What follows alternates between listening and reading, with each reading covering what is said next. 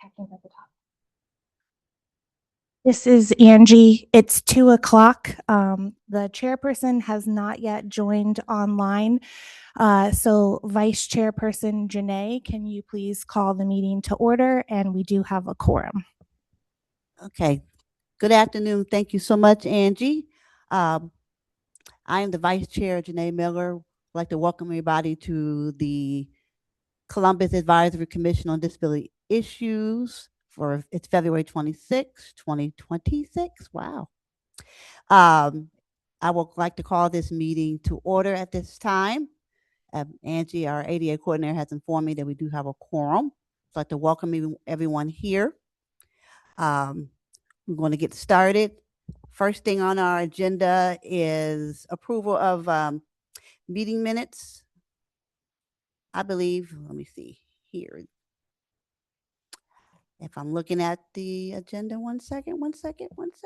Yep, approval of meeting minutes. So has everyone had a chance to review and look at the meeting minutes from last month's meeting? Are there any corrections or edits regarding the meeting minutes from last month's meeting?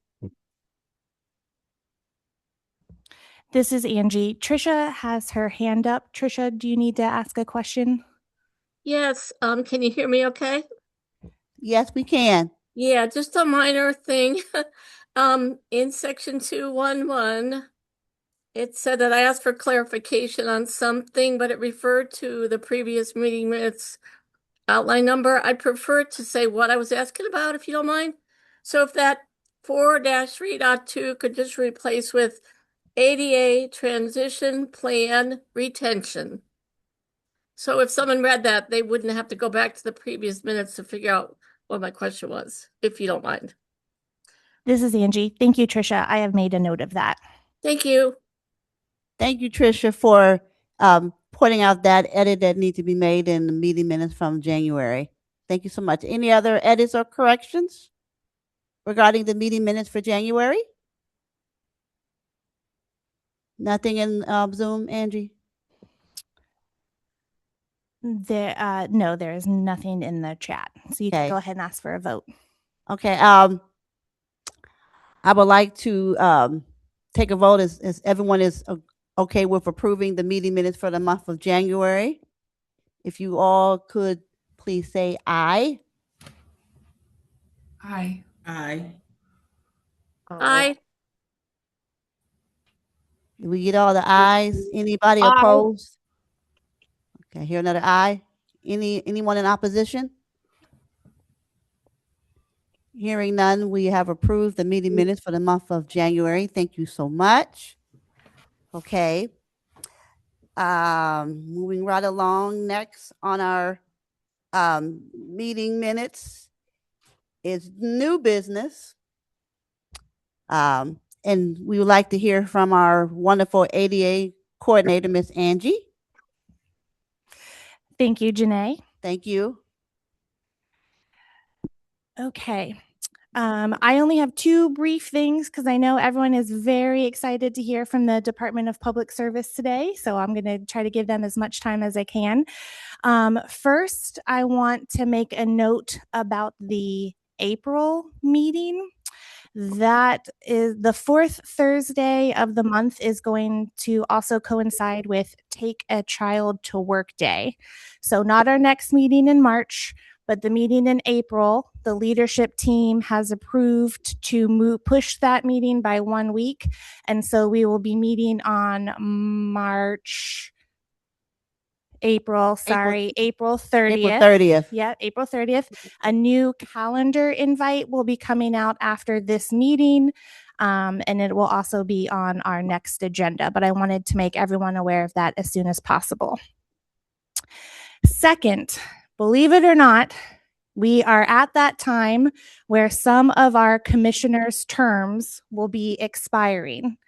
So per the bylaws, if you have a 1-year term, please send an email to myself stating whether you would like to continue or not as a commissioner of CACD.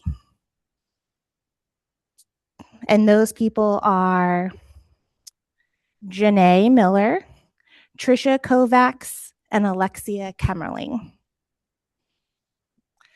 And that is it for my update. I'm going to go ahead and turn it over for our department presentation for this month from the Department of Public Service. And first we have Justin Goodwin. So I'll let you go ahead and introduce yourself. Thank you, Angie. Is the mic working? Yeah, you got to kind of talk in the mic. Don't eat it though, but come close. Working? Yeah. Yes? Okay, great. Just let me know if there are any issues with the mic. Again, thank you for having myself here this afternoon, as well as Christian Sims on our transportation planning team. I am Justin Goodwin, Administrator for the Division of Mobility and Parking Services. We are one of 4 transportation divisions in the city's Department of Public Service. And I'm here today to talk about some renewed concerns around rideshare accessibility in the city. Before I get into that, I'll give a little bit of overview of who we are and what we do in the Division of Mobility and Parking Services.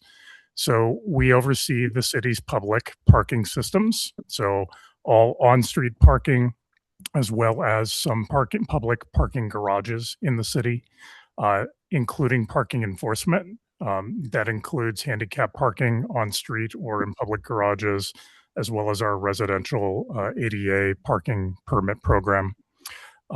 We also manage the city's shared micromobility program. That's what Christian will talk about after my presentation. And our staff includes the city's multimodal transportation planning team. So we're involved in a wide range of transportation planning efforts for the city. Also, before I move forward, if I may, I'd like to share a little bit of a personal anecdote. My connection to the disability community, like many people, comes from a member of my family who's no longer with us. But in 1971, my grandfather, his name was John Whitney, was driving home from work in Allen County, and his vehicle was struck by another vehicle, a drunk driver. It was a very severe crash. He was hospitalized for many weeks. He lost the better part of one of his legs, suffered neurological damage. He used a wheelchair for the rest of his life, but also had a prosthetic limb and was able to walk with the use of a cane. His speech was also slurred for the rest of his life. But he persevered. He was a tough guy, and he maintained an incredible amount of independence and was very persistent on having as much personal mobility as he could. He was able to drive, and he enjoyed driving, and he wouldn't let his wife drive if he could help it. So he was fortunate still in many ways, despite the challenges. In many ways that others with disabilities are not. Many people we recognize with various types of disabilities are not able to drive their own personal vehicle. They may rely on others or on other types of transportation services, whether it's public transit or new emerging services like ride shares that I'm here to talk about today. And these new things like Uber and Lyft, or what we call transportation network companies, we believe are an important part of the series of transportation options that can improve accessibility for those who need it, but they also bring additional challenges. And that's what I'm here to talk about today. So if we could go to the next slide, what I'll cover here this afternoon, a little bit of an overview of this term, transportation network companies, or the acronym TNCs, as well as some recent experience and concerns raised actually by this commission. I've noted this as the chair. I believe Ms. Miller, more accurately, the vice chair, correct, but some correspondence over the past month or so with a personal experience. I will give an overview of the legal framework that governs the operation of TNCs, or transportation network companies, in Ohio, and the implications for that for municipal authority and limitations thereof, and some considerations for moving forward. If we could go to the next slide. So, what are TNCs? Transportation network companies are corporations that use a digital network, typically through the use of a smartphone, a mobile phone, to connect riders to drivers. I think most folks are used to these companies now. This slide includes logos of Uber and Lyft, the two major companies that are operating in Columbus. There are other types of these companies in other cities throughout the country. The Ohio Revised Code, specifically Section 3942.01F, includes a detailed definition that applies to the operation of these companies in the state of Ohio. Importantly, traditional taxi cab types of services generally are not considered TNCs. There are cases where they may operate like a TNC and may be subject to the same rules under a state permit.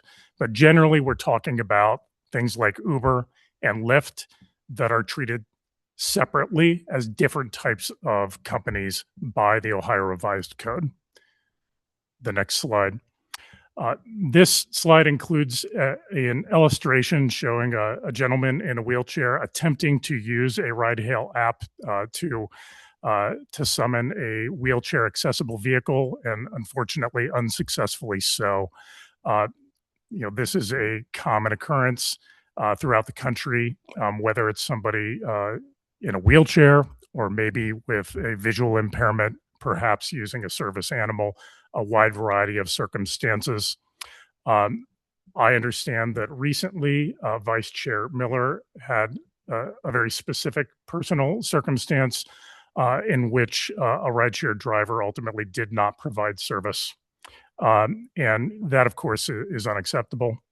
And it has raised some broader concerns and questions and even ideas or proposals around some things perhaps that the city could consider doing to improve the operation of rideshare services for residents within the disability community. One critical question for us is, what can the city legally do? If we go to the next slide. So some specific accessibility concerns the Vice Chair Miller has raised, and Vice Chair, please at any time chime in and correct me if I've not captured any of your points succinctly. Concerns around general accommodation of service and civil rights concerns, including instances of drivers refusing service or simply not providing sufficient accommodation, specifically inconsistent accommodation of those using service animals, lack of disability awareness in general terms by drivers of TNCs or companies like Uber and Lyft. Also, a category of concerns around safety and operational issues of rideshare companies. Some of that is related to perhaps inaccuracies in mapped data, GPS data, misidentifying key civic locations, destinations that folks may be trying to get to, or confusing or unsafe pickup or drop-off areas at the curb, and the absence of standardized accessible pickup zones throughout different locations in the city. Also, Vice Chair Miller, thank you for providing a very detailed set of ideas and considerations. Some specific proposals, and I'll just consult my slides here, include some categories of potential actions around exploring more regulation and standards of rideshare companies, improving infrastructure, enhancements in technology and communications, improved accountability and enforcement of these companies, and exploring community partnerships and oversight. And I'll stop just for a moment. Are we having some concerns with slides? Yes. Okay.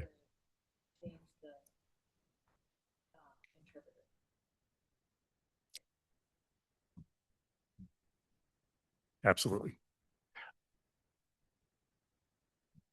And yes, this is now this slide within those categories of proposals and ideas.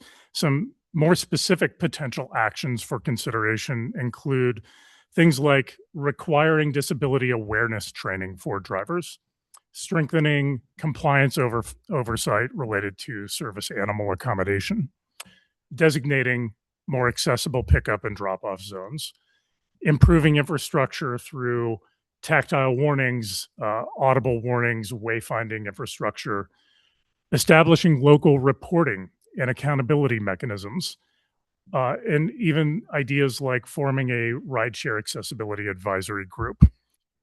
These are among a wide variety of potential actions that could be explored. I will touch on some of these having perhaps some feasibility and some having more limitations here in the city. Yes. Can I jump in and add one more thing that I think should be on that list?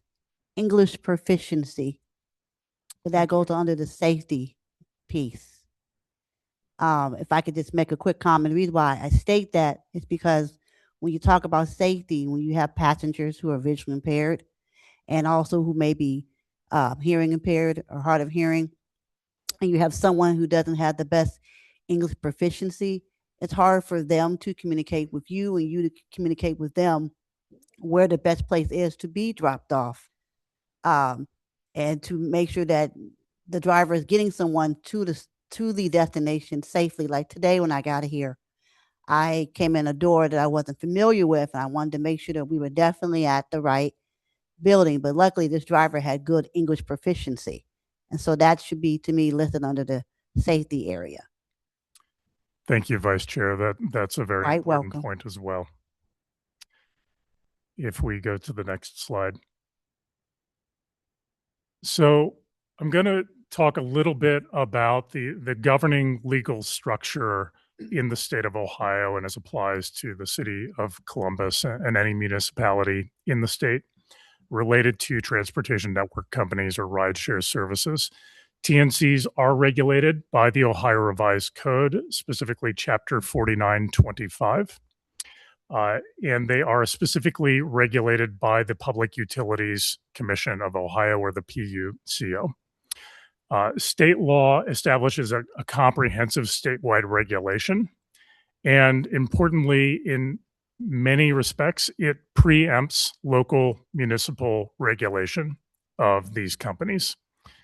The next slide. What state preemption means is municipalities may not directly license TNCs in any manner that is separate from regular licensing of a vehicle.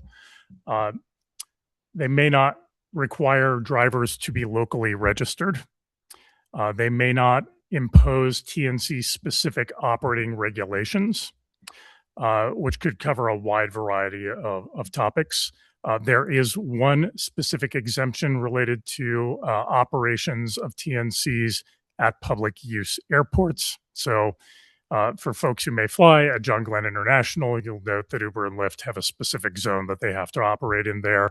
That's really the only example of that type of geographic limitation on their operations that's permitted by state code. The next slide. So a little more specifically, because of that state preemption in the Ohio Revised Code, what the city cannot do is we cannot mandate driver disability training. We can't create local certification requirements. We can't impose TNC-specific reporting mandates.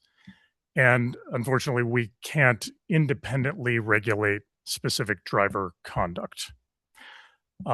If we go to the next slide, there are some specific provisions within this section of the Ohio Revised Code related to the Americans with Disabilities Act enforcement as relates to TNCs. So specifically, ORC section 4925.06 covers non-discrimination policies. And specifically, there are 3 provisions covered there. TNCs must comply with all applicable laws regarding non-discrimination and accommodation of service animals. They cannot charge an additional fee for providing services to a person with a disability. And they must provide an option to request a wheelchair accessible vehicle, or if they can't provide that option, to direct the rider to another provider. Now, the primary enforcement of these provisions is through the Public Utilities Commission of Ohio, and ultimately with regard to the ADA, that would fall under the purview of the U.S. Department of Justice. The city's role is limited in direct regulatory enforcement mechanisms of these and other provisions of the Ohio Revised Code. But what can the city do? I know that's a lot of things that I'm saying we aren't allowed to do. There are things that still fall within our regulatory authority and our purview. We still regulate the public right-of-way, the street, traffic laws, and curbside rules, parking regulations, which fall under the provision of myself as an administrator in our division. The Department of Public Service maintains and is perpetually working to improve the quality of accessibility infrastructure throughout the city. We can ensure and improve the accuracy of public data, like publicly available GIS mapping data sets and address data. And we can engage in voluntary partnerships and coordination efforts with companies like Uber and Lyft. If we go to the next slide.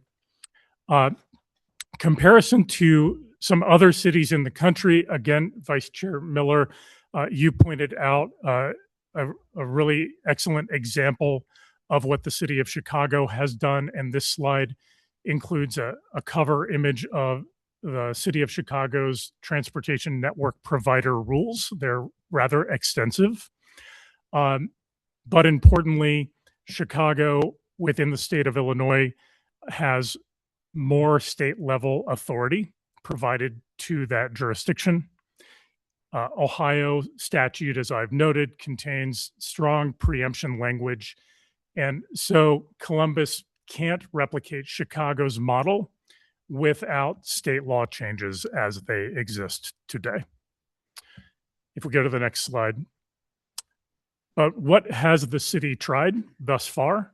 One example is not specifically related to accessibility concerns for the disabled community with regard to rideshare, but we have attempted to provide specific rideshare zones in highly congested, high demand areas, specifically High Street in the Short North.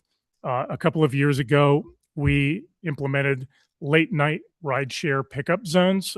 This slide includes a graphic showing a flyer that we used to promote these zones at the time. And that's available on the Department of Public Service parkcolumbus.com website. We implemented 8 curbside zones at various locations along High Street. These are standard parking spots on the street during the day. And then at midnight, they are converted to rideshare only zones.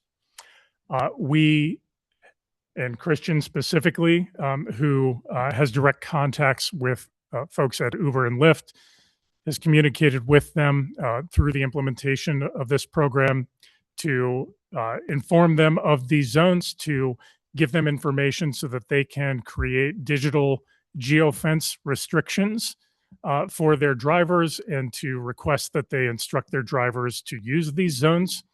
But in full transparency, the success has been limited given the fact that we can request and advise, but we cannot require compliance. So our third shift parking enforcement does issue a lot of parking tickets in these zones and try to keep them clear so that rideshare drivers can access them.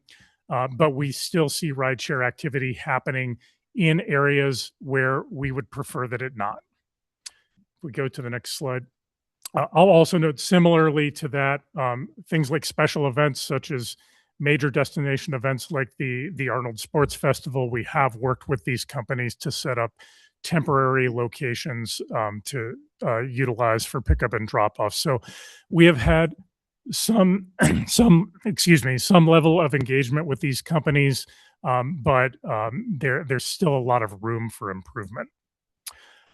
I'll also note we do have relatively new plans and strategies that do look to the future to continue to improve on how we can work with and manage rideshare companies as part of our curb management programs and our overall parking and transportation system.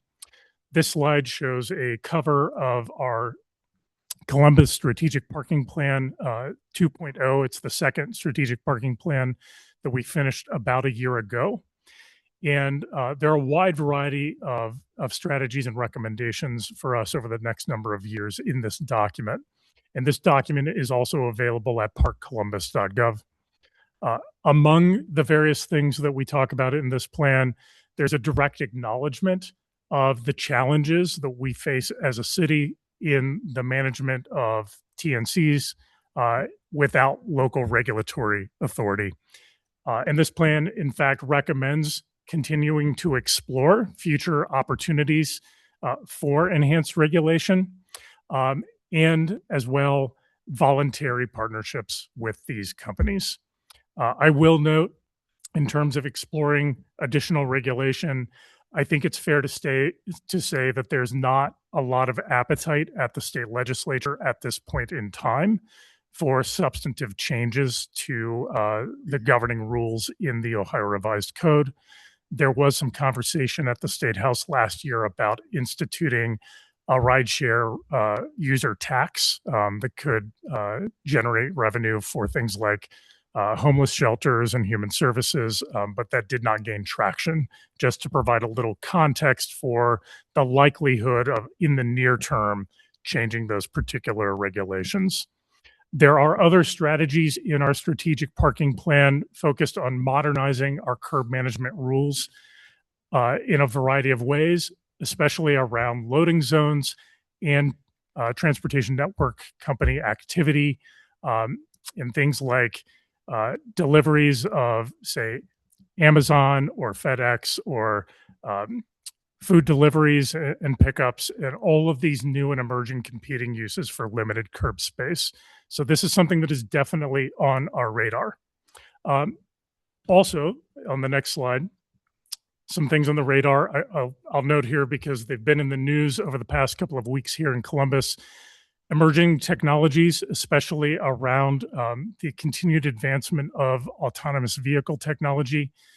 We have seen in a number of cities throughout the country over the past year, especially in warmer climates without as much snow and ice, the introduction of rideshare, essentially robo-taxi services, autonomous versions of Uber and Lyft. Other companies like Waymo or Tesla, or a new one that we're starting to see here being tested called Zoox. Zoox is actually a subsidiary of Amazon, but it is a rideshare service. They just announced that they've started to test, and this slide shows two images. The image on the top is a testing vehicle that folks may see throughout downtown Columbus. It has a number of sensors on it, camera and LiDAR and radar and lots of different ways to map the city.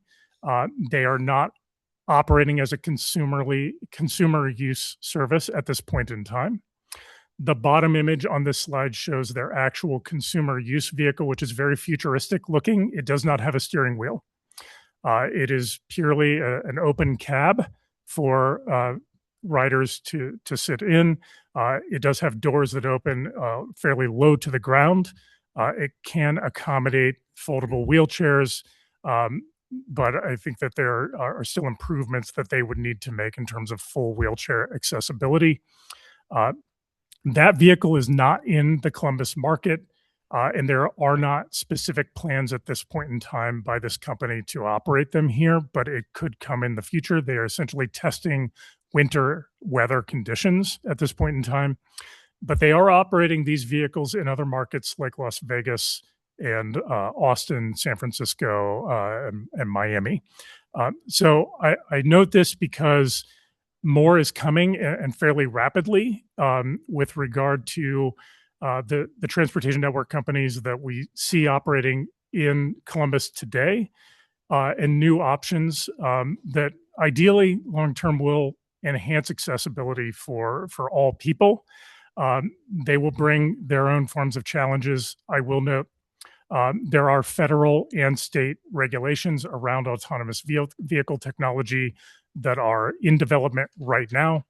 I've participated in some conversations at the state level. Those regulations are likely to preempt local regulation in the same manner as TNC regulations have, with the exception of traffic laws and parking curb management laws.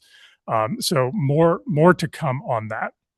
If we go to the next slide, in summary, I want to acknowledge accessibility is absolutely essential for everyone. We take it very seriously at the city and the Department of Public Service. As I've noted here, unfortunately, Ohio law does limit what we as a municipality can do from a regulatory perspective. That said, there are items that are within the city's purview. And to the extent that we can, we are interested in exploring how to continue to partner with and work with the transportation network companies to further some of the goals of CACD and to improve accessibility, particularly as it relates to some of our upcoming plans around improving our curb management initiatives, things like rideshare and loading zones. We don't have a specific time frame for that, but it is in our work plan for 2026 that we'll be exploring more of an auditing of our current rideshare and loading zones throughout the city and developing new strategies for how we manage those zones.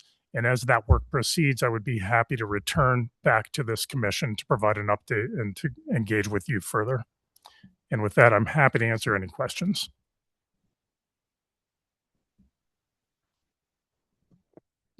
This is Vice Chair Janae. First, I want to thank you for your presentation. You did an excellent job. I do have one question. I know that the city has things within its purview that it can do based on the Ohio Revised Code. What, if anything, the city could do, to have discussions with the state to kind of nudge them to change how things are written going forward, or even somewhere down the road, so that the city has maybe some wiggle room? I know they have some, but maybe a little more. Certainly. It's a crazy question. I appreciate that question, and I'm afraid I don't have a very specific answer to that. Certainly, there's a role for advocacy to play around issues like this. Okay. I would defer, and I want to note that Josh Carty in the city attorney's office, assistant city attorney, I believe will be arriving. He was delayed, but coming to this meeting, and I would defer to him and the city attorney's office in terms of what really is within our purview in terms of direct engagement with the state legislature on items like this. Mm-hmm. But I do believe that groups like this and folks within the disability community, certainly it's in your rights as residents to lobby your own representatives. And I'm not trying to push this back on this commission, but I agree with you, Vice Chair. There's certainly room for continued conversation to make sure that lawmakers are fully aware of all of the implications of state legislation as it currently exists, and some of the limitations and perhaps unintended consequences that result from the current regulatory structure. Yeah, and I'm always just asking because, again, a lot of times things that are built for us tend to benefit everybody else. So absolutely, I just thought I'd ask, but thank you so much. This is Angie. Trisha, go ahead, please. Yeah, Thank you for that presentation. I wonder, and I don't want you to answer this right now, but if you could provide us, like the things that are limiting what you can do. So if there's groups of disability groups that could get together and help lobby the state to allow some of the things. And the one I was thinking that kind of shouted out at me is that we cannot require disability training for the drivers.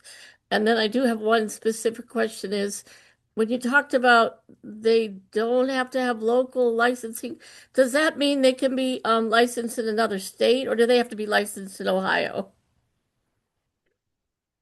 If I fully understand the question, and well, there were two parts, and please allow me to make sure that I've heard correctly. In terms of following up with some more specifics on what perhaps the city could do, or perhaps where there might be nearer term priorities for things to focus on for any legislative conversations around legislative changes. That's certainly something that we could engage with the city attorney's office on and follow up on. Regarding licensure, I believe the question had to do with the relationship of licensure for TNC drivers within the state of Ohio as compared to other states.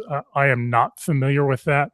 Certainly, anybody driving an Uber or a Lyft has to have a valid driver's license with the Ohio Bureau of Motor Vehicles.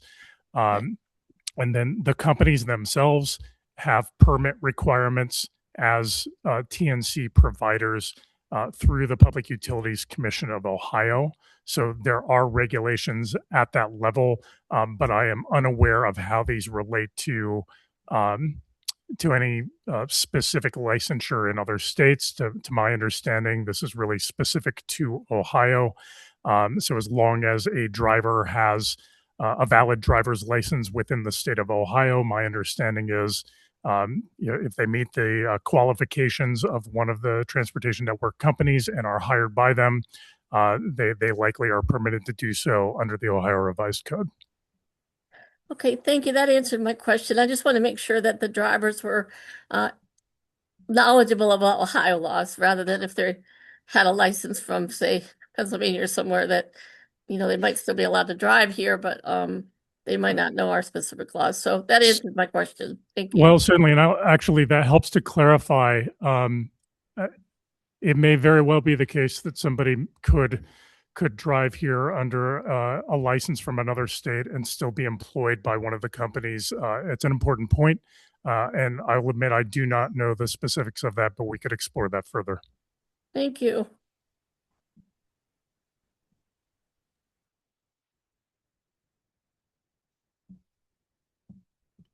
Are there any other questions for our presenter?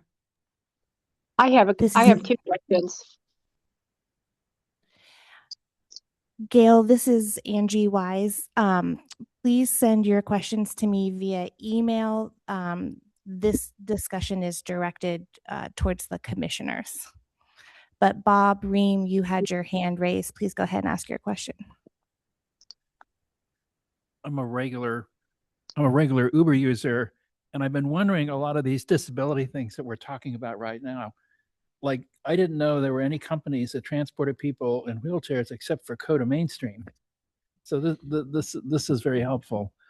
One thing you mentioned about sometimes the location of the pickup being wrong. Very, very rarely, but just enough times, I've been at a location and Uber thinks I'm like OSU West Campus Peloton Research Center. Uber thinks I'm in the middle of a cornfield on the north side of Lane Avenue, and that required some conversation with my driver. I mean, that's a very rare instance, but that, if I were blind standing there, I would have no idea that had happened. Certainly. And I, as a user of both Uber and Lyft myself, have experienced that as well. And I think it points to the limitations of this very advanced and impressive technology, but it does not always work 100% accurately all of the time. And I think it's important for the companies to acknowledge that and to continue to improve the quality of their service. Sometimes I think that could be related to things outside of the company's control as well. Wi-Fi service and cellular service and GPS, can be subject to limitations in certain environments as well. This is Angie. Justin, please go ahead with your question.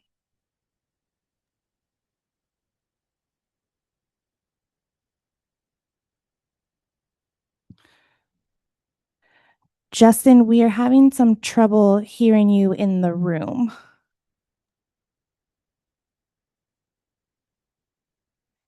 You're showing as unmuted, but if you would like to type your question in the chat, I can repeat it. Alexia, while Justin's typing his question, can you please ask yours? Yeah, this is Alexia. Thank you so much for this presentation and your work. I am curious if there are any initiatives that the cities can support or that advocacy directly to the TNCs can support to increase the number of wheelchair accessible vehicles that operate under Uber or Lyft. It's my understanding that there aren't any wheelchair accessible Ubers in Columbus unless that's changed very recently. And I'm curious how other cities have been successful in getting Uber drivers that have those types of vehicles.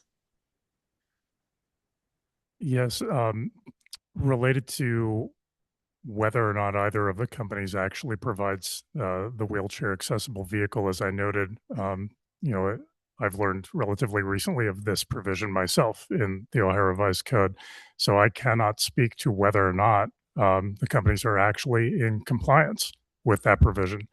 As I noted earlier, we do have contacts at Uber and Lyft. We do not meet with them on a regular basis, but periodically as needed. And I do think moving forward, this could be an opportunity for us to establish a more standard protocol in communicating with them. And we could start this conversation by reaching out to our contacts and inquiring and doing a little bit of fact finding, just so we understand what is or is not even available in the region, and certainly promoting and advocating that they come into compliance if they're not. And if not in compliance, I do think again the strength of a commission like this in terms of bringing these issues to the forefront and advocating directly with those companies, and we're happy to facilitate those connections as possible, as well as communicating that to the PUCO. Should regulatory action be necessary. Again, I can't speak to whether or not regulatory action by the state is necessary, but we can certainly explore further and try to get to the bottom of that. Miss Alexia, thank you so much.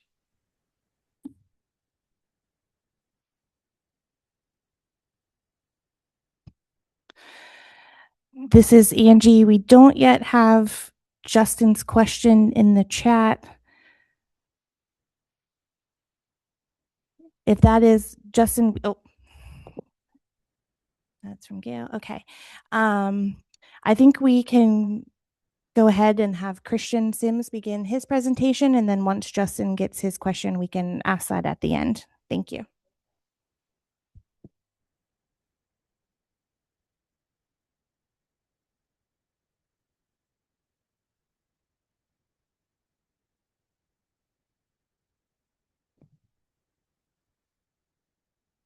How is this volume? Does this sound good?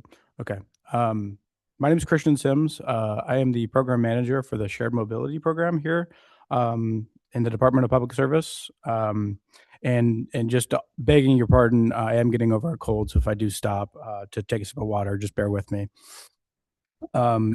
Christian, can you kind of come a little closer to the mic? How does this sound? That's better. Better? Thank you. Sure thing.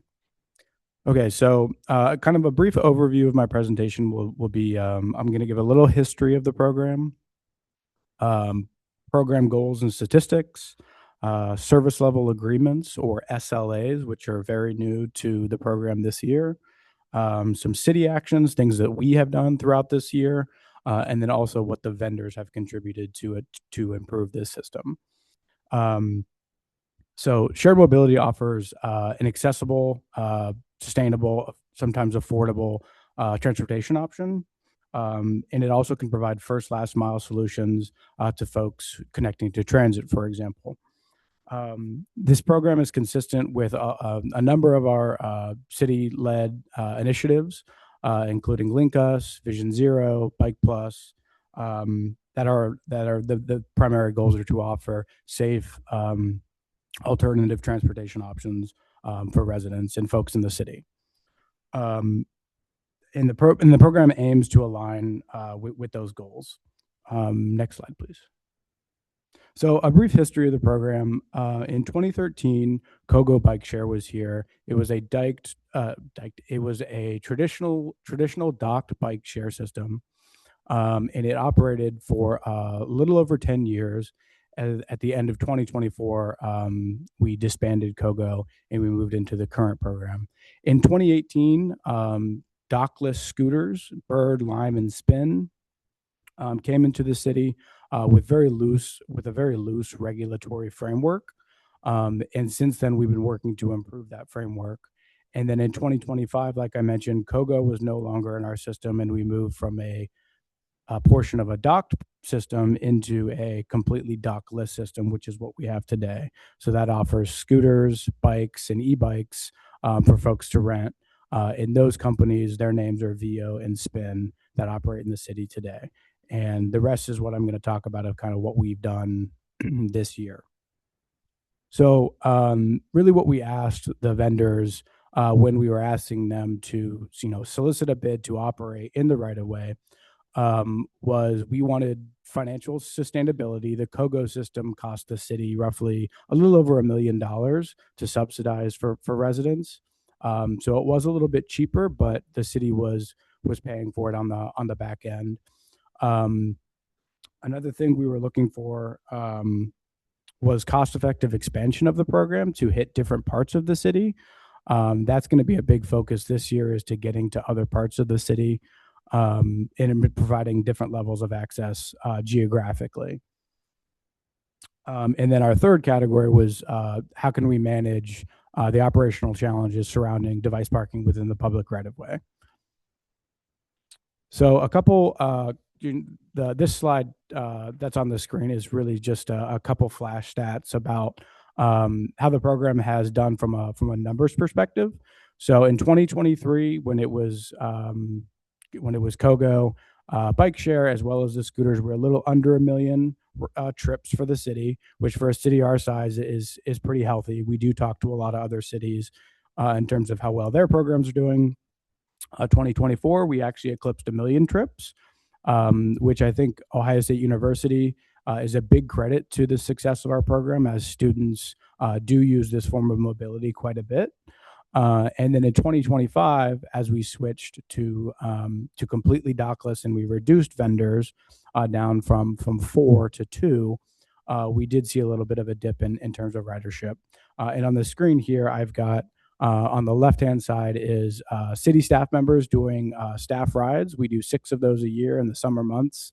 And shared mobility offers us an ability to basically use devices for staff rides that for staff who don't have bikes. And then on the right is just a bar graph, color coded for orange for Spin and teal for Vio, to see kind of how month by month ridership was in the 2025 season.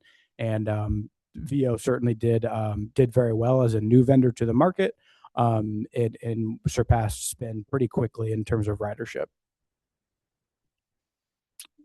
So most trips in the city do occur kind of along the High Street spine. The image I have on the screen is a point map of all the trips that happened in 2025. It overlaid kind of a map that you can kind of see 270 on. So the University District, the Short North, downtown, German Village, a little bit in Franklinton, and those are really our densest areas. It's, like I said, the High Street spine. A lot of people live in that area, and there's a lot of places for attraction. So you've got Ohio State Stadium, as well as the Crew Stadium, Nationwide Boulevard having Nationwide Arena, things of that nature. So there's just a lot of activity in that space, and from a transportation perspective, it is certainly very complicated. So service level agreements, or SLAs for short. This year we introduced, on the screen I have 5 different buckets of service level agreements. And these, what these are in the past, we didn't really have an enforcement mechanism to bring these companies into compliance for what we were asking. So we bucketed what we were asking into 5 different categories. So that's intuitive and organized parking. And that was our number one. Our number one SLA is removal. If someone submits a through on one, removal of that device from the ADA, from a sidewalk, for example, within 1 hour. So that is our number one SLA, being our number one level of importance. And then second bucket is safety, expansion and coverage being our third, transit integration being our fourth, and then planning and reporting being our fifth. So in regards to parking, as I mentioned, being our kind of our number one, what we are asking them to improve, these companies. And some of the things we do as mobility and parking, as staff, we are doing, I basically take all of the service level agreements as a sort of like a report card. And for the most part, they are pass fail. And any of their failures, they owe the city money, which we put directly back into the system to improve parking, bicycle parking, corral siting, and there will be some images of some scooter corrals as well in the next few slides. And those thresholds can measure between $500 and $1,000 per penalty. So those are measured each month. And then a couple other things. If a device is obstructing a bicycle lane, for example, they need to remove that within 3 hours. And then, as I mentioned, if a device is obstructing a ADA, sidewalk, what have you, they need to remove that with 1 hour. And both vendors were able to surpass that throughout the last year.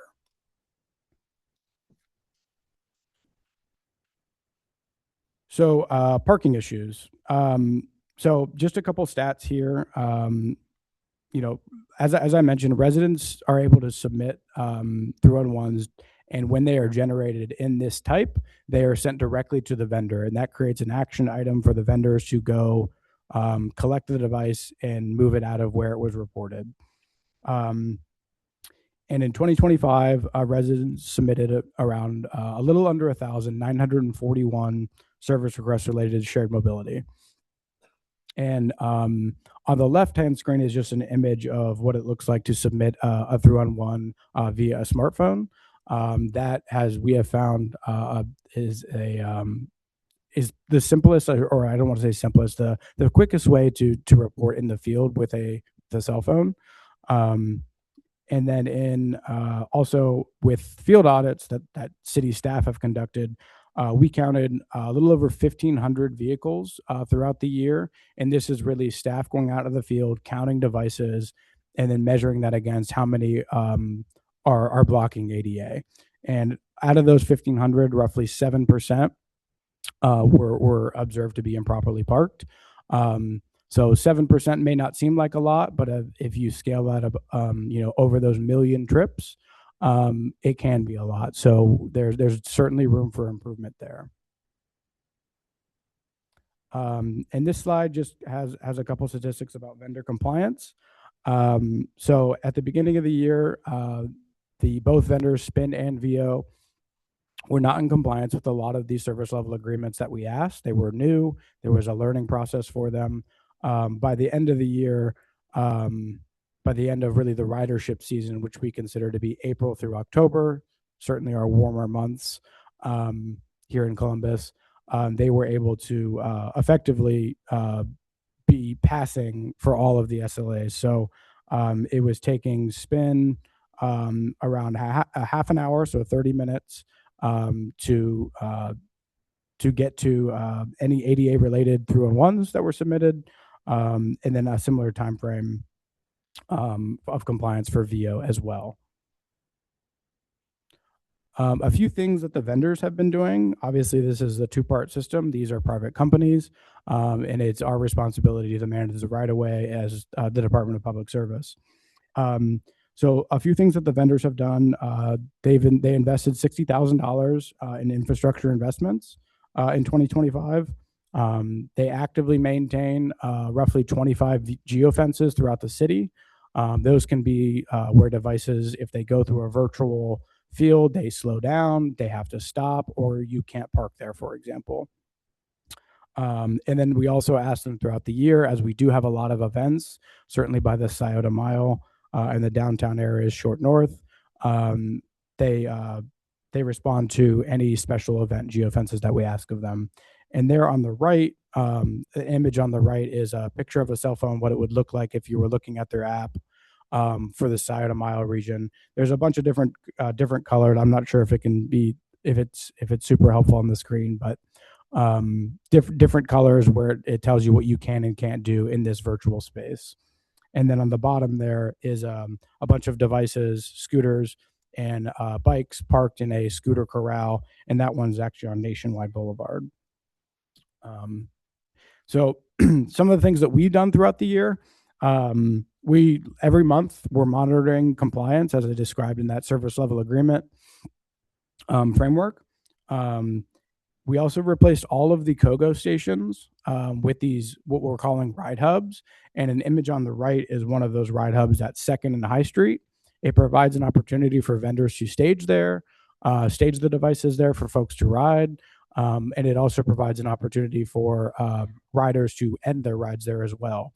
We selectively choose these locations with either ample, in this case, ample sidewalk room that you're going to be able to pass, have enough space to pass, or perhaps even placing them in the roadway where we take the sidewalk out of the equation entirely. And some of the things that we do is we identify locations based on a really rich amount of data that we have in terms of parking events, where we're getting through on ones from, things of that nature. And just recently, we completed a project in the Short North where we put, similar into the last slide with a parking corral, we put 20 different parking corrals in the Short North to dedicate space for these devices to be parked so they aren't being parked inappropriately. And we're layering that with continuing to monitor every month throughout, certainly as it gets warmer and these devices become more prevalent in our right of way.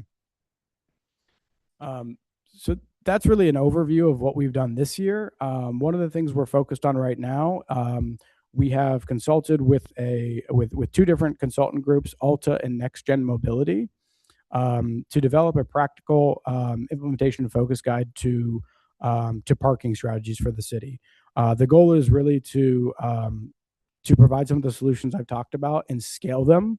I think we are definitely firm believers that these devices do serve a valuable mobility need for the community, and that we believe that we just need the Department of Public Service needs to dedicate space for these rides to end appropriately and safely. So one of the things that this company is going to be doing is giving us a guidebook on how to do that. There's a handful of things that will in relation to engagement, and how can we talk at a broader policy level, things of that nature, to effectively continue to grow with the technology that the operators themselves have, and then how we can best manage the program as a whole. And really, so my contact information is on the slide now. But just as a takeaway, we have awareness at the Mobility and Parking Services has awareness that this program is not perfect, but we have taken and will continue to take the steps necessary to improve parking management for all who interact with the space. And that's all I have. This is Angie. Commissioner Kovacs posted in the chat, I support the use of the roadway for scooter/e-bike parking next to ball belts would prevent damage to them. Thank you, Tricia. Yeah, that is a location we're looking at actively. We think that can be one of the best space for them because you can't legally park a car there, but you can park these devices there. So wherever we can use that type of space is where we're going to be focusing on because it's available and we don't necessarily have to argue internally. Can we use use this space to fix a problem? So thank you, Tricia. This is Angie. Tricia, go ahead. Yeah, on a separate comment, Christian already knows, I have some requests to change the e-bike and e-scooter laws for Columbus, but I don't want to bring this up now. But one thing I do want to ask is, right now, the state does allow e-scooters on sidewalks, and I know Columbus does not allow bicycles on sidewalks. But I wondered what the CACT folks think about allowing children. Children are now allowed to ride bikes on sidewalks. Would you support allowing children under age 18 to ride e-scooters on sidewalks? Because and maybe just residential neighborhoods, because I know the kids are buying them. They're the boxes at Walmart say age 8+, and I hate for the kids to be found at fault. And there was a case recently where a child was found at fault for crossing in a crosswalk on an e-scooter. But I want to know what people in the CACT think about allowing youngsters to ride e-bikes on sidewalks in Columbus. Residential only. And the city too. I don't know what you guys think about it, Kristen and Justin.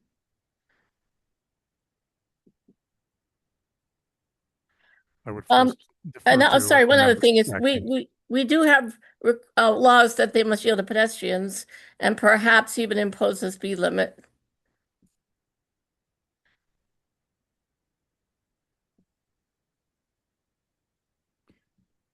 If there are no other immediate thoughts, oh, I do see a hand.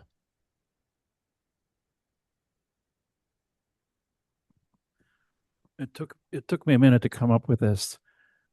As a survivor of a bicycle crash, I'm wondering what the difference of risk is between a pedaled bicycle and a motorized bicycle or scooter in terms of impacting a pedestrian. I didn't ask that well. But if it's motorized, it might be a stronger collision with more injury. It certainly could be, depending on the type of device, and you know, I think many folks are aware there are different classes of e-bikes. Trisha even alluded to this, and some things that we're looking at in city code, along with a number of other related code provisions that we will be working on this year. So the higher classes of e-bikes, you know, class 3 that can go over 25 or I believe 28 miles per hour, that's significantly fast. That certainly could have pretty severe consequences for a strike with a pedestrian. And those are definitely areas of concern as we think about appropriate locations, in street or not in street or on shared use paths, trails for different types of devices. I will admit, with regard to children, younger children, as Trisha's noted, Christian, correct me if I'm wrong, I'm not aware of us having thought a whole lot about that, because we've been focused more on with the shared mobility program. You know, those are restricted to adult use, and you know, we generally are trying to keep folks who are moving faster off of the sidewalk for obvious reason. But it's a valid consideration given that the children may be riding moderate speed versions of some of these devices. I'm not sure what the right answer is. This is Angie. Chairperson Nicole Carter has put in the chat, I think when it comes to kiddos, yes, I think sidewalk with supervision should be used.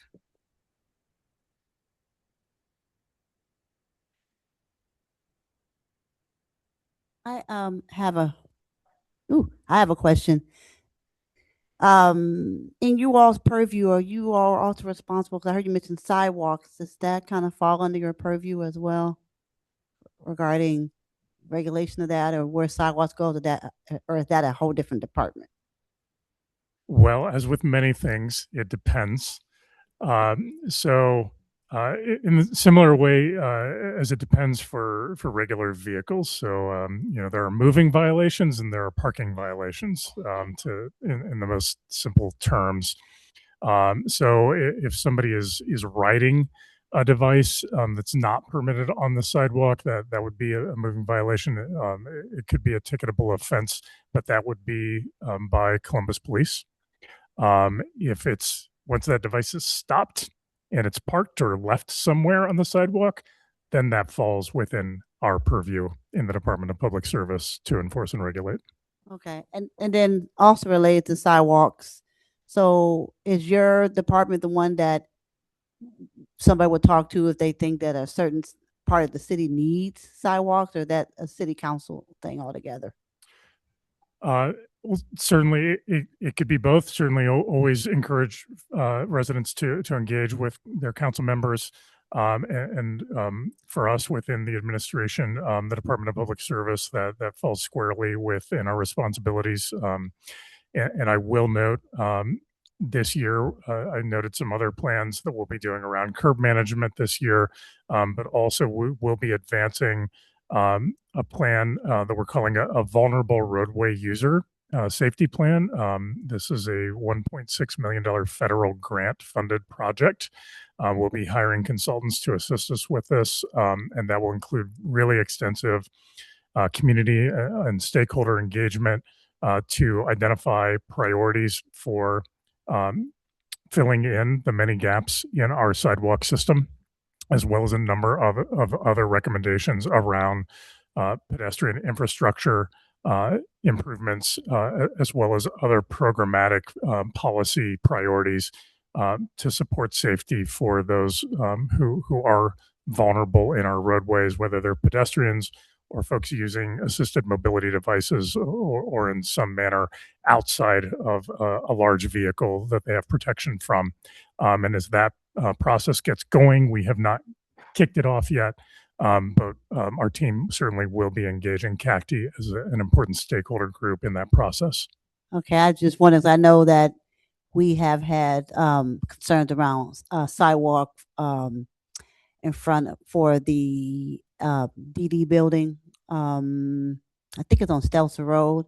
And I Johnstown Road. know I live near Mount Carmel East, and I really think McNaughton Road all up and down needs sidewalks. Certainly. A couple of roadways you mentioned, McNaughton Road, we have plans in different phases going through design right now. Those are priority projects for us. There are plans on different sections of Stelzer Road, Cassidy Avenue as well. I'm aware of specific concerns around sections of Johnstown Road, which do have a number of challenges. And we have started some conversations with the county because that roadway does go in and outside of our respective jurisdictions, which does create additional challenges, but appreciate you bringing that back to the forefront as a priority. No problem. This is Angie. Commissioner Justin Simmons has placed his previous question in the chat, so I'm going to go ahead and ask it. There are three. First one, what levers do we actually control to make Columbus attractive to autonomous vehicle companies like Waymo? Oh, interesting question.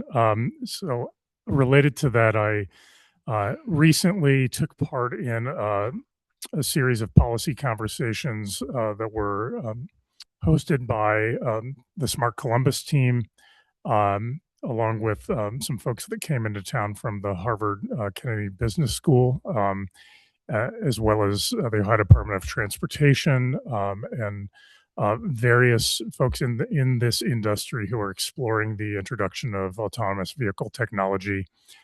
Some of that technology is actually being tested in central Ohio on a closed track up north of Marysville called the Transportation Research Center. I even had an opportunity to see some of that in action. It's pretty impressive. And a lot of that conversation was around this question. How do we as a region prioritize and set some goals for what we'd like to see in terms of the introduction of autonomous vehicle technology? How can we have some consistent policies statewide and across jurisdictions? And is it an emphasis on consumer vehicle usage like robotaxis, like I was talking about earlier, or is it more around deliveries and freight and logistics and more of an economic development focus? And some of that the state is leading through an initiative called Drive Ohio. Some of that freight oriented and logistics technology testing right now out on the 33 smart corridor. So some of that is underway.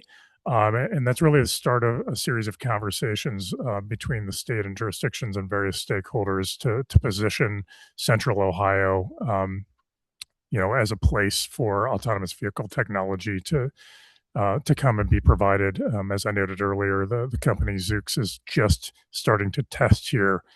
Given our climate, we're not quite ready for these vehicles to be fully driving autonomously without a human yet, but these things are coming, and we want to be ahead of it and make sure that we have that collaborative position with these companies. Given the lack of that regulatory control, as I noted earlier, we want to establish good relationships so that we can meet our needs and accessibility goals while allowing these companies to operate here as well.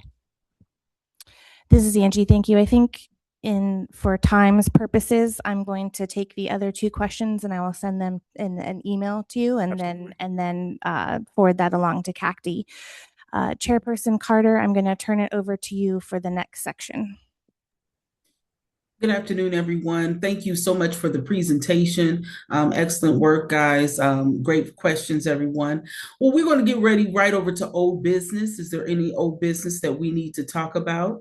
If we do have old business, I want us to talk about it quickly because for time's sake, we are at 3:11. So I want to make sure that we all are, but any old business, everyone?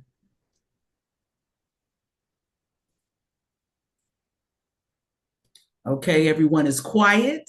So I'm assuming the silence is the old business, is good business. We took care of everything. That's a good thing. We're going to move on to public comment with turning it back to you, Angie. Take that over, dear. Chair, we did not receive any requests for public comment for this meeting. Well, that is wonderful. So we could just keep this ball rolling. All right, so we're going to get ready for the roundtable with the commissioners. Are there any things that's going on in their community that we need to know about or anything that's going on? Trish, you always have something going on, Trisha, I'm sure. Between you and Bob, there is something that we need to be at. So I'm just going to turn it over to you two. Yeah, I just want to bring up something I learned recently since the last meeting is that the ODOT adopted some changes to the state laws because of the change to the Manual of Uniform Traffic Control Devices. So the definition of crosswalk in Ohio used to be any intersection, even if it didn't have marked crosswalks, was considered an unmarked crosswalk. But the new definition of crosswalk means it's only an unmarked crosswalk if the street has sidewalks. And I don't think ODOT was aware of the implications of that change when they adopted that new definition. So I'm pushing back on ODOT if there's anything we can do. I think it's a huge issue for Columbus because maybe it's gotten a little better, but last number I heard was only 50% of our streets have sidewalks. So that means we don't have the right of way to cross at an intersection that doesn't have sidewalks. So I just wanted to bring that to the attention of CACD. I'm corresponding with ODOT, but haven't gotten much response yet. So I'm trying to raise it to higher levels. And there's other people that I've gotten involved from the federal level and also from the Franklin County Engineer's Office. So do you all, I hope you all agree that this is a big issue because a lot of the neighborhoods that were annexed in Columbus didn't have sidewalks, and even some of the older neighborhoods, Berwick or different places, don't have sidewalks. And I think we should have the right of way once we step off the curb. Of course, we're not allowed to step into oncoming traffic, but once we see traffic is clear, we should have the right of way. So there's nothing I want us to do right now, but I just want to let you be aware of that. That's really good bringing that up. And that is something that's very important because there are a lot of areas that do not have sidewalks. And that is definitely something that I agree with Trish that should be brought up and that we do need to think about that.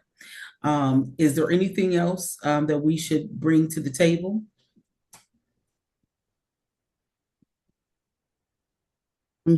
Vice Chair Janae, wanted to make people aware, if you haven't heard or seen it in the paper, I don't know if the news have talked about it, but the Columbus Speech and Hearing Center closed its doors last Friday or on the 13th. So that means for anybody who is hard of hearing impaired, whatever term you use, if you're like me, you have a combined hearing and vision loss, and you've been, like I have been, a long-term patient of the Speech and Hearing Center. That center is gone. From what I understand, it's probably due to funding cuts, Medicaid cuts. So I am working with a group of people, like a special task force, to make sure that a new program called the SSP program, which stands for Service Support Professional or Co-Navigator Program. It's a state-funded program, but I'm working to make sure that that program has a new fiscal home host agency, whether it's somebody through the city or somebody through the state or another non-for-profit like the Speech and Hearing Center, so that people who are blind and deafblind who need communication support services can have that. But losing the Speech and Hearing Center is a great loss, considering we don't have the Vision Center anymore, and that's been gone in the last 15 or 16 years at this point.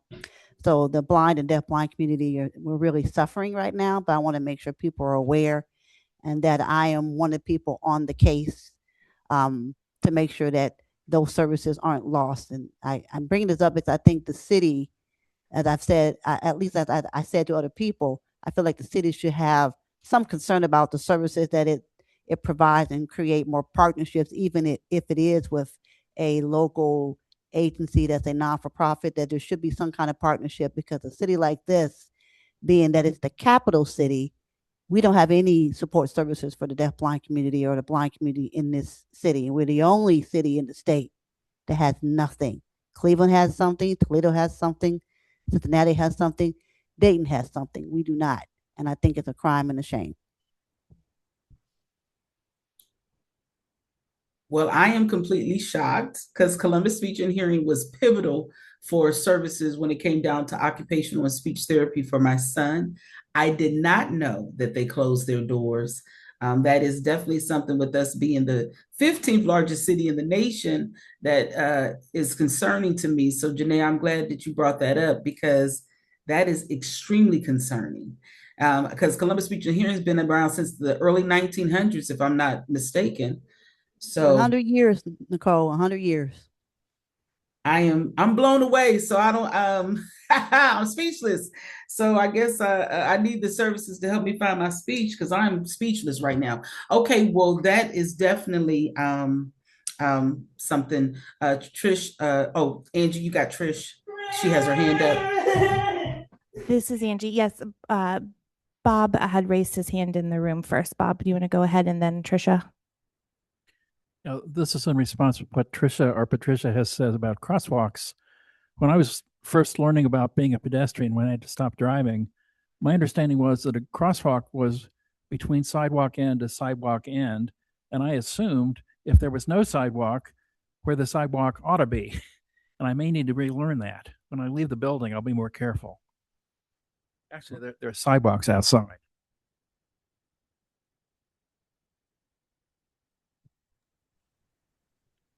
I think Patricia had a comment. Yeah, I just well, to respond to Bob first. Oh shoot, I don't know what I was gonna say. Yeah, I think the old definition just said it was like between the edges of the roadway if there was no sidewalk. But now it definitely says there has to be a sidewalk at least on one side of the street for it to be considered a crosswalk.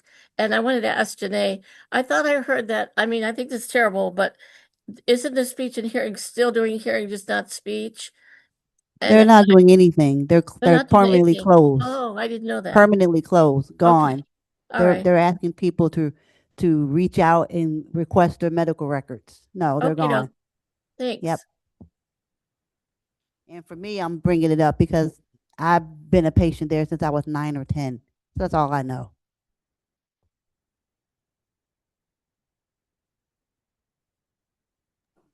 I too have utilized the speech services for my son, and I am so I'm just going to put it out there, because I'll have a whole dialogue, and we know that we don't want that, considering that we're a few minutes away from 3:30. Wanted to see if there's anything else that we need to bring to the roundtable. This is Angie. Chairperson Carter, did you want to bring up your festival and proposal to the city?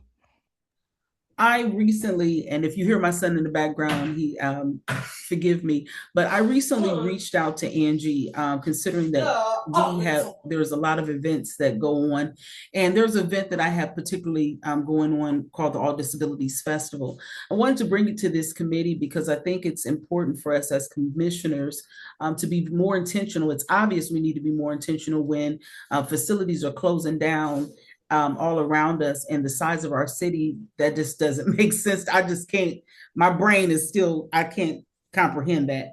But I wanted to bring up to our commissioners, especially kind of like an activation thing. I mean, beyond just the festival that I do, which is All Disabilities Festival in July, I think that this is something that we kind of need to be angry about, that Columbus Speech and Hearing is closed. Because I think that this is just another piece of, because that's a historical community that showed Columbus being progressive. I'm trying to find words. There's too many words going through my head. So Angie, I don't even know if I'm going to be able to ask the question I'm trying to ask because I'm in still utter shock, and I'm angry. So anyway.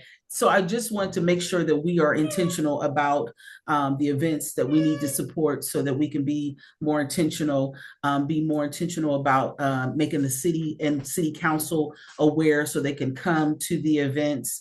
And I'm wondering, Angie, if city council is even aware of Columbus Speech and Hearings closing, because I remember at one time, I think it was one of the council member, I want to say Priscilla Tyson, or one of the council members from before, it might go as far as back as Charlita Travares, gave dollars to Columbus Speech and Hearing from the city. So I don't know which council person did that, but that is something that I'm just curious about. I'm just all over the place right now, Angie. So, and commissioners, forgive me for that, because this is heartbreaking, because Columbus Speech and Hearing helped my son for 7 years. So I think because of the emotional status, my brain is not operating correctly. So I don't want to glitch. And for time's sake, I just want to make sure that we're getting to some things. So Angie, thank you for asking me. I apologize. I'm just a little overwhelmed right now. So, but I hope I made sense. If I didn't, then forgive me. I'll try to make sense at the next meeting. This is Angie. No apologies necessary, Chairperson. It was a big shock to me when Janae called me and informed me of the closing, because I had seen the article stating that just their speech and hearing, their speech services were moving to Nationwide Children's Hospital. And then very shortly after that, they announced full closure. So I stand with all of you. And Commissioner Kemmerling posted in the chat, I got my first hearing aids there as a toddler. So I feel you, Nicole and Janae.